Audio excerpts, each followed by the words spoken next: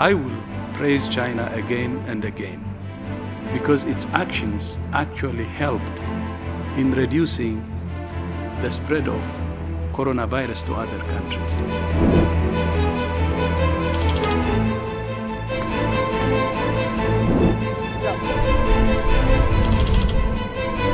Japan has also made a contribution of $10 million today.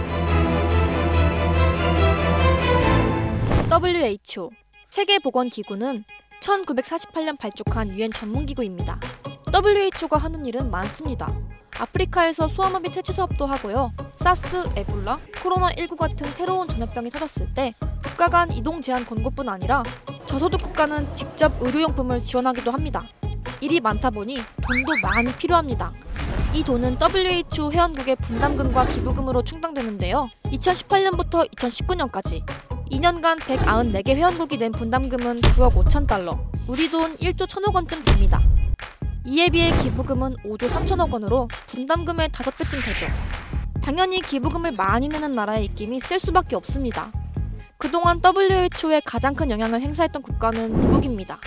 기부금도 많이 내고 분담금도 22%를 냈는데요. 회원국은 194개나 되지만 분담금의 5분의 1 이상을 미국이 냈던 거죠. 과거 미국의 입김이 셌던 이유입니다. 하지만 2017년 트럼프가 대통령으로 당선되면서 상황이 바뀝니다. 트럼프 대통령은 아메리칸 퍼스트를 외치며 국제기구 지원을 줄였는데요. 전체 기부금의 8%를 차지했던 미국의 기부금 비중은 지난해 6%까지 떨어집니다. 이 사이를 비집고 들어온 중국. 2016년부터 2018년까지 분담금의 8%를 분담했던 중국은 지난해부터 12.01%를 분담하기로 하며 분담금 순위에서 일본을 제치고 미국에 이어 2위에 오릅니다. 국제기구의 차이나머니를 쓰기 시작한 중국은 WHO 사무총장 선거에도 관여합니다. 테드로스 아드하놈 게브레예수스. 아프리카 국가 중 중국의 최대 지원을 받은 에티오피아의 외교부 장관 출신인 그는 차이나머니를 등에 업고 2017년 제8대 WHO 사무총장으로 당선됩니다. 10년간 600억 위안, 약 10조 원 투자를 약속받은 건데요. 중국의 은혜를 갚듯 게브레예수스는 당선되자마자 하나의 중국 원칙을 견지할 것이라며 WHO와는 상관없는 뜬금포 소감을 말하기도 합니다. 심지어 연례총회에 대만을 초청하지 않는 등 친중 논란도 있었죠. 최근 발생한 코로나19도 비상사태 선포를 미루다 확진자가 8,000명에 육박하고 나서야 비상사태를 선포하는 등 중국을 대놓고 두둔했던 WHO.